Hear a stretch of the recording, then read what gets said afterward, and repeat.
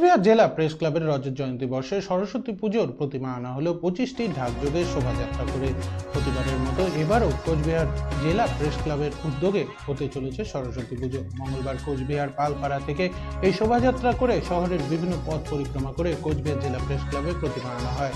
আগামীকাল সরস্বতী পুজোর পাশাপাশি রয়েছে সান্ধ্যকালীন বিশেষ সাংস্কৃতিক অনুষ্ঠান।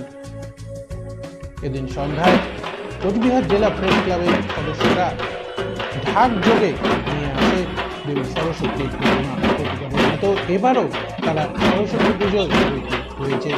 এবারে পুজোর রজত জয়ন্তী বর্ষে হল।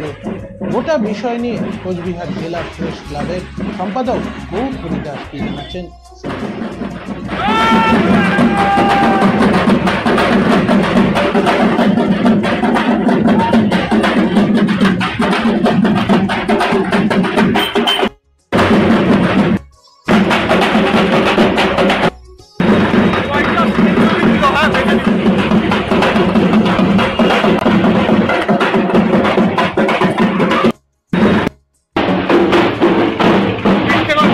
দত্ত জুয়েলার্স ভ্যালেন্টাইন অফার 2024 হিরে ও প্লাটিনাম অলংকারের এমআরপির ওপর 10% অফ। অফার চলবে 5 ফেব্রুয়ারি থেকে 17 ফেব্রুয়ারি 2024। স্বর্ণ শিল্পের শিল্পী Dutta jewellers, BS road, hotel VT building, Coochbehar. Contact 9734906493। Saraswati puja আজ কোচবিহার প্রেস ক্লাবের ঠাকুর অনায়ন করা হলো, কি বলবেন বিষয়টি নিয়ে? অ্যাকচুয়ালি আমরা কোচবিহার প্রেস ক্লাবের পক্ষ থেকে আমরা প্রতি বছরই এই বাগদেবী আরাধনা করি, প্রতি বছরই এই সরস্বতী পুজো করি। তা এবারও আমরা সেই সরস্বতী পুজো করছি, কিন্তু এবার কিছুটা আমাদের সেই স্পেশাল, কারণ আমরা এবার কিন্তু সবাই আপনারা জানেন যে আমাদের কোচবিহার প্রেস ক্লাবে কিন্তু 25 বছর পূর্ণ হয়েছে।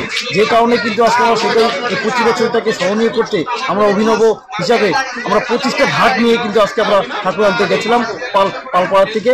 সেখান থেকে কিন্তু ঢাক নিয়ে 25 ঢাক নিয়ে গোটা শহর কিন্তু আমরা পরিক্রমা করেছি। আমাদের প্রেস ক্লাবের সমস্ত সদস্যরা সেখানে ছিলেন, তারা খুবই আনন্দ করেছে। আরেকটা বলছি, আমরা দেখবেন ঠাকুরের এসে আমাদের ঠাকুর প্রতি বছর তোমরা অনেকটাই বড় ঠাকুর করেছি। এবার আমরা আমাদের আর পুরো মাঠটাকে দেখছি আমরা সাজিয়ে তুলছি। আজকে সারা রাত ধরে কিন্তু এই কাজ চলছে, গত দুদিন থেকে চলছে।